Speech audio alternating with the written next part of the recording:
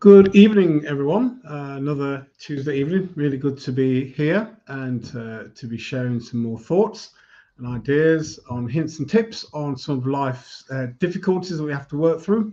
It's a part of life. That's just how it is. So really good to be here this evening. We'll be looking at betrayal in the workplace. So we're still looking at betrayal.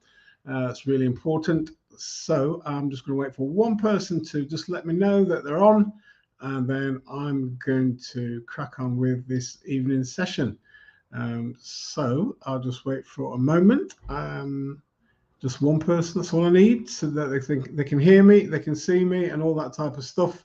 I think my sound engineer has gone on strike. I think she might be joining the picketers. I think I'm not too sure. I'm not too sure what's happening at the moment, but I think I'm meant to be on. So I'm just waiting for one person just to say you can hear me, and I will press on with our session for this evening.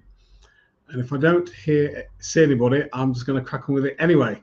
So I think it's important this session this evening. But yeah, just to say a quick welcome for those who may be listening either live or you're listening during the week. Thank you for that one person. Just let me, well, if you're somebody who regularly just lets me know that you're there, just do that, please. I know that all is well. You can hear what I'm saying.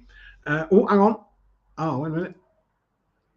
Oh, yes. All right. Thank you. I couldn't. Thank you. Thank you very much indeed. Right. I'm ready to go. That's it. For me, there's individuals there. So this is, we're looking at betrayal, and we're looking at betrayal in the workplace this evening, and we're going to be looking at it next week as well.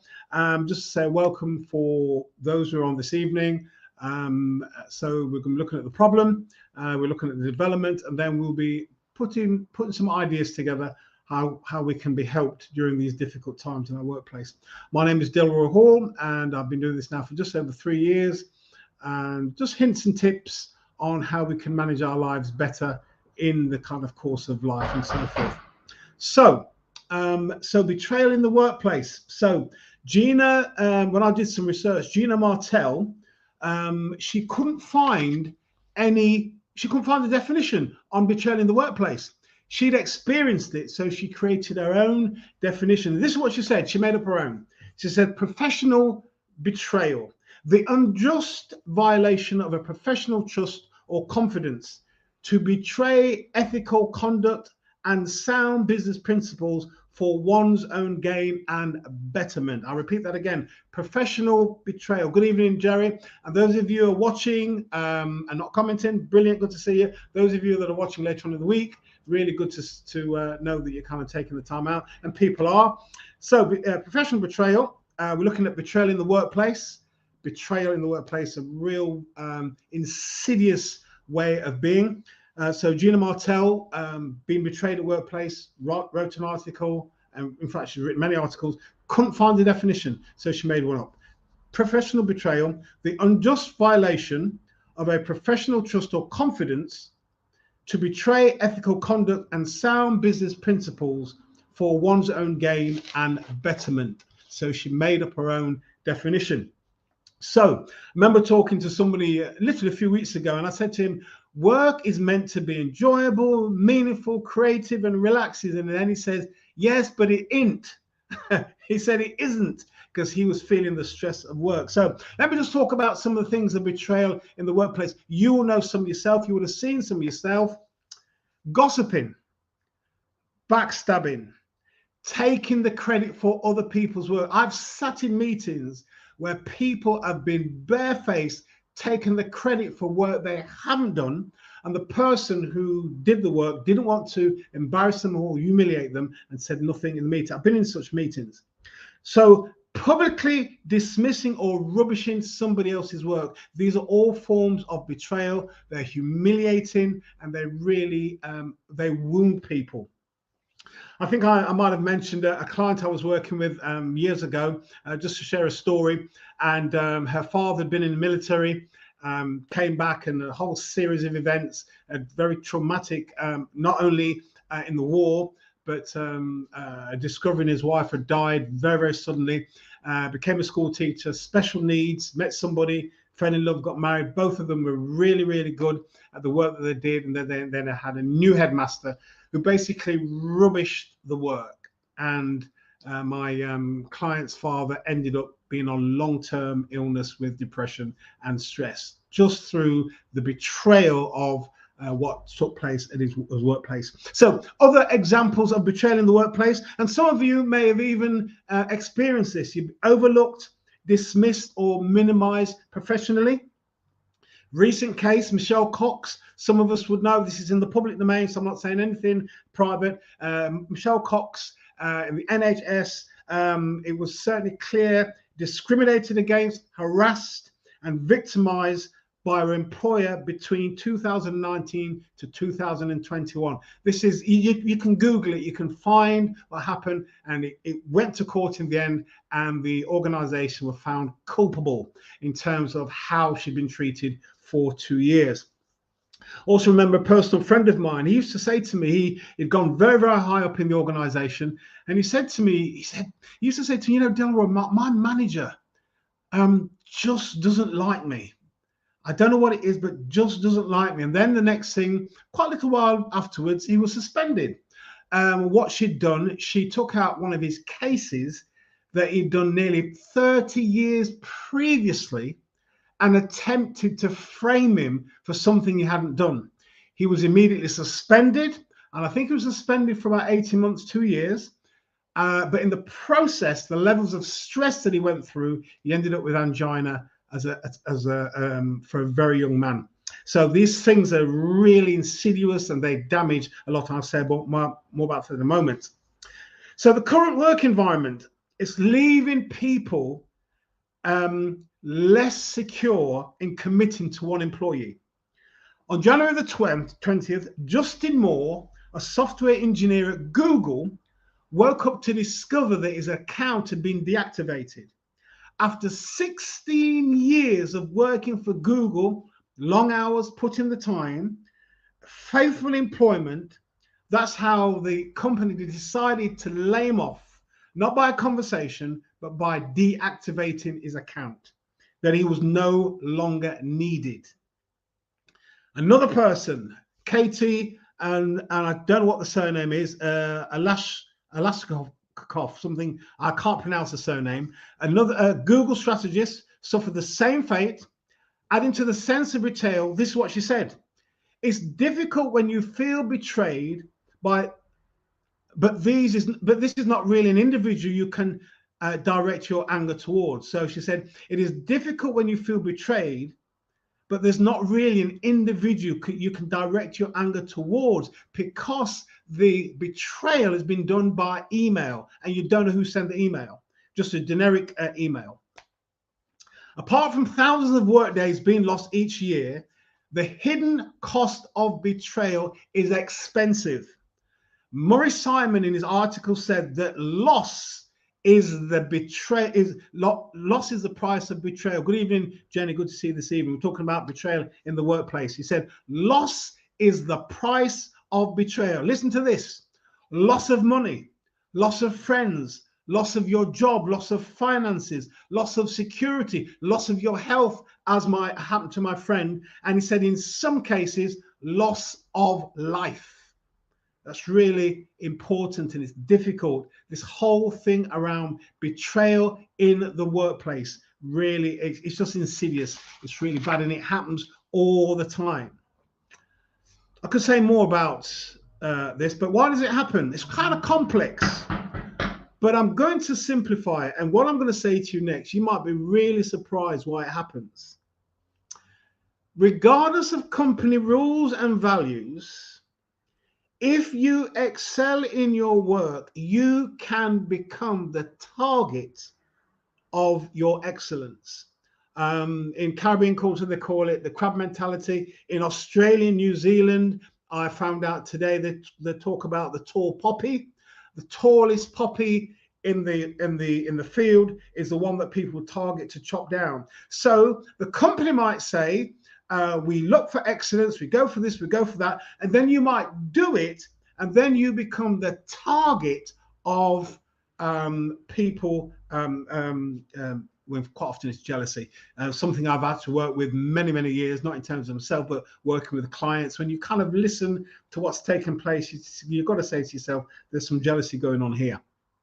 So what happens, because you're targeted, because you and what happens, you're targeted by people who conform, but they don't want to go the extra mile like yourself. So you want to do a really good job. Your team wants to do really well, but you can become the target of people who are kind of jealous. So listen to the words again of Genoa Martel, who was betrayed by her employers. This is what she said. Once you are a target, it's down to your integrity, stakeholder relationship, political savvy, and sheer strategic maneuvering to protect yourself and your team, and still deliver impactful work. So when you become targeted, people are setting you up. You have to use every ounce of wisdom and skill and strategy to be able to maneuver this kind of real undulating contour, because you don't know where it's coming from. Quite often you don't know where it's coming from. She said you can be targeted if you are successful. So sometimes in our workplaces, when we're really successful, people don't like it. And I'm going to say a little bit more. And the reason why people don't like it, it makes them feel insecure. Wow. Oh my gosh, Lindsay, really good to see you this evening.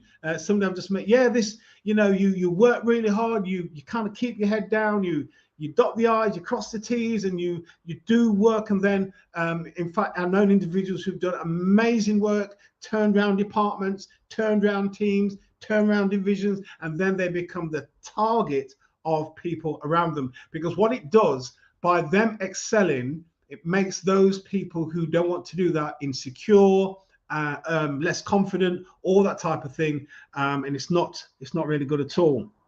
So let me just see where I am. Right, so I'm just going to look at two things today that can help us. So she said there's quite a few steps of recovery. I'm going to talk about two this evening, and then next week we're going to look at we'll recap on this, and then we'll look at some of the tools that we need to develop to kind of move and develop away from betrayal when we have been betrayed.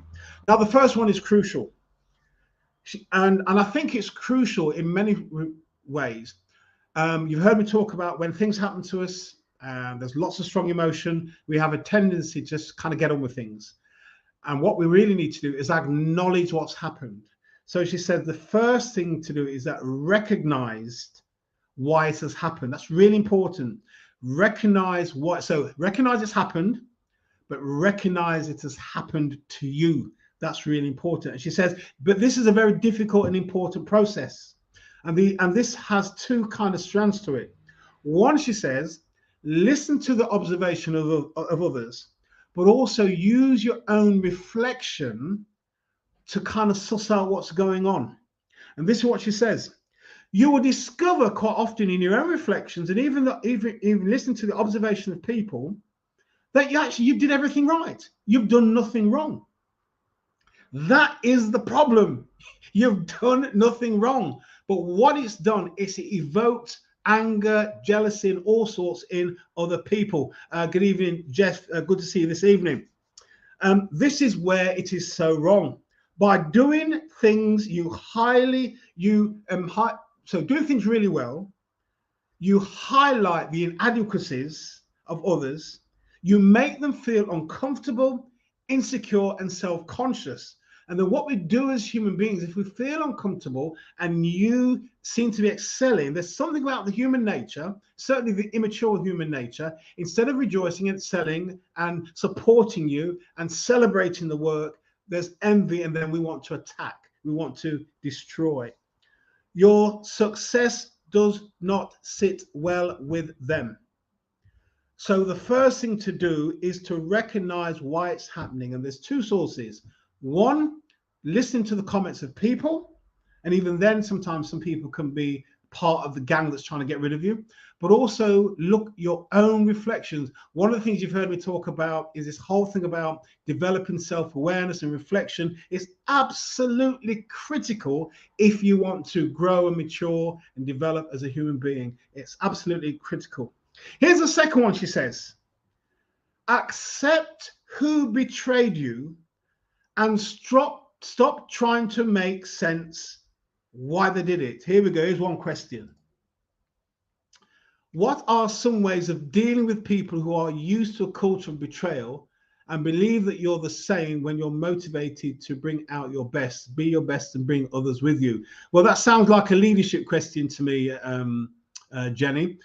So, some ways of dealing with them? I think one of the ways behind closed doors, you'd have to be quite clever with this. I think you'd have to call them out on it, but behind closed doors, don't do it in a public meeting. Not unless, of course, it's so obvious that then you may have to say something because it's in a meeting, it's open, and then sometimes people drop themselves in it, and then sometimes people drop themselves in it, and then they then expose themselves to others, or sometimes then you have to kind of call them out on it. What are some of the ways of dealing with people who are used to a culture? Yeah, that's a leadership issue. So what I would say, a leadership issue, an excellent book for that is called The Pause Principle by Kevin Cashman. And I think he's right in the sense that he said that what a lot of leaders do, they go into a situation, make lots of changes and upset everybody. But he says what you really need to do is to make the change, be the catalyst of change. So you make the change in yourself first, and then people over a period of time will see the change in you, and that then usually affects the situation. The other thing that you can do, of course, if you're a leader and you're just starting, there's nothing wrong in calling people together in the first meeting and calling them, not calling out the individual, but talk about the culture that's there, so they know straight away you're on it. So you don't name individuals, but you know from past or from recollection of what you're hearing, as I've done some research, there's a culture here of backstabbing, backbiting, all that type of stuff, and this is going to stop. And you've drawn the line in the sand, and you're letting people know this is how it's going to be. And then what you do as a leader, and it takes courage, and I think one of the things lacking with lots of leaders is courage, that the minute you see something happen, you nip it in the bud. What that sends a clear message that what you said at the first meeting is what you're following through. And you may have one or two stragglers in terms of the betrayal. Or what you can do sometimes, once you've drawn the line in the sand, sometimes some people leave because they don't like the new regime, because they can't get away with what they've been getting away with for years. I hope that helps you. If not, come back to me. You know that already. But if it helps you, let me know, and so forth. So the first thing in this article talks about recognizing what's been done to you. That's really important, and find out what's been done. The second thing, and I'm going to be honest here. I'm going to share a bit that's happened to me. Second, accept who betrayed you, and stop trying to make sense of their actions. Listen to this. Sometimes the one who betrays you is the one you have invested the most in. And I know that as a personal story. I shan't say the person's name. I shan't say where it was, but I was called into a situation. Yeah, thanks, Jenny. Thank you. If not, you can come back to me either live or later. And I helped this person for about 3 or 4 years. I can't think in all the years of work that I've done, I've helped somebody so much outside of a counseling situation. And this person wrote a letter of complaint to the head office. Man, talk about being hurt, talk about feeling betrayed. And I thought, why couldn't the person come and talk to me? They've known me for years. And I'll be honest with you, I didn't get over it easily. I couldn't understand why they did it. I wrote a very short letter in response. I was saddened that I didn't go into more detail with the letter. I couldn't understand, and I'll be honest with you, and I hold my hands up. If I could have hurt her, I would have done. And I tried to, not physically, but it just never happened. That's my confession, that even though I'm here sharing this stuff, it's happened quite about 7 or 8 years ago now. So here am I kind of talking about betrayal in the workplace. I know what betrayal is. It is painful, especially when you've tried to help people and they've kind of shafted you. or they've done some dirty stuff from a great height. Mike, oh, Jane, good to see you this evening, Jane. Yeah, it was rough. I remember saying to my wife, and my wife just said, "Get over it," and I couldn't get over it because it wounded me. It really did. It took me about a year to get over. It hurt to the quick, as they say. It was horrible. Now, when I see the person, I greet them. I'm fine and okay with them. But at the time, I could imagine if I'd had a run-in with somebody. You know, you kind of get that. But this is somebody I'd helped so much, and they wrote a letter of complaint. It was horrendous. So I didn't know this knowledge at the time, but had I known that, it would have helped me. Accept who's betrayed you, and don't try to find out their reasons. Yeah, here we go. Jane, Jane has said that's rough. It is rough. Believe you me, it's rough. I think she said another comment as well. The pain, yeah, the pain runs deep. Yeah, it does. It really does. You can't get rid of it. It's inside, and you just can't get rid of it. And it travels with you. It lives with you. It's horrible. It really is horrible. Yeah,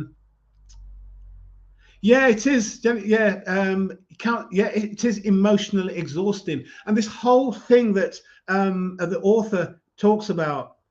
No, Jeff says, no, it's not easy, man. No, it's not. It was. I tell you, it was painful. It really, really was. And I want to read again the quote that Genoa Martel has said. She said, "Once you are the target, it is down to your integrity, stakeholder relationship, political savvy, and sheer strategic maneuvering to protect yourself and your team and still deliver impactful work. You can be targeted if you are successful. It's draining. Not only are you having to do the work and manage your team, but you're looking over, you're almost like a bit like an SAS man, but without doing all the training. You're looking over your shoulder. I remember talking to a team leader some time ago, worked for a university, and he said to me, you know, he was having a real difficult time with the team, and he knows that some of the emails were horrible. And he said some days the emails sit in his inbox for 3 or 4 days before he opens them. He just didn't dare open them because of the vitriolic stuff that would be in it. And in a sense, there were nothing kind of abusive, but just the tone and the words and how he was dismissed in the workplace. And then what happened, he was laid off sometime, and either was a team leader, and when they had to do some cuts, he was one of the first ones that went. So that's Betrayal in the Workplace. Doing part 4 next week. It's something that's insidious. It's there, and I'm saddened to say that sometimes people go to HR, their HR of their companies, and our HR may as well not be there. Sometimes I've been around long enough that HR takes so long. It's drawn out, and then in the process, people are becoming unwell and becoming anxious and getting anxiety symptoms because it's not been dealt with immediately. So sometimes you can't wait for the authorities to get it all sorted. Sometimes you've got to do your own thing. So in terms of dealing with workplace betrayal, is recognizing why whether it's happened, and then actually understanding that you've not done anything wrong. And then it's the kind of political savvy and maneuvering you need to do to kind of maneuver your way around it. And then also the number 2, there's a few more which I'll be sharing next week. There's a few more. Number 2 is accept you've been betrayed, and don't wait. Don't try to work out. Don't try to understand why. Quite often you never will, because you could be using that good energy to look after yourself and for healing and self-care. And I remember when I was leaving an organization or a place 5 years ago, I was really unwell. The levels of stress there and the frustration of being there, and I just made it very clear in my closing speech. I just said this: I'm not angry with anybody. I don't have any bad feelings. I'm not resentful towards anybody. I don't hold anybody in my heart. I walk away feeling free, not holding anybody to ransom, and feeling good, even though things didn't end very well. But I didn't hold any bitterness towards anybody. When you're unwell, you've been betrayed, been violated, now, in one sense, it's really difficult to do so, but to harbor those feelings of bitterness and anger, and we can't kind of get rid of it, it leads to our being unwell. Yeah, so that is Betrayal in the Workplace. Thank you very much for your contribution this evening. And those who've just come for the first time, thank you very much indeed. I'm here every Tuesday, 7 o'clock. But obviously, not everybody watches it every single week, but you can do it on catch up, either on Facebook or Twitter or on LinkedIn or on YouTube. So I hope you found this helpful. If there's no more questions or responses, I am going to call it a night. So I'm going to thank you, Lindsay, for taking some time out to chip in for this evening. Really appreciate it. And Jane and Jeff and Jenny, thank you. And I think there's Sonia further up. And Jeff, yeah, thank you very much indeed. Jerry, yeah, and anybody else who's watching, who I know there's lots of people who do watch, but they never comment. That's cool. But just thank you very much. And I hope you got something from it this evening. So go well, take care, wish you well, and enjoy the rest of your evening and your week. And I'll see you next Tuesday. All be well. Take care. Oh, Caroline, really good to see you.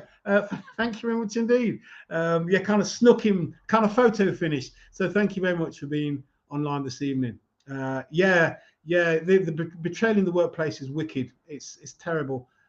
It's awful. It really is awful. Anyway, take care of yourselves and speak to you soon. Take care. Bye-bye.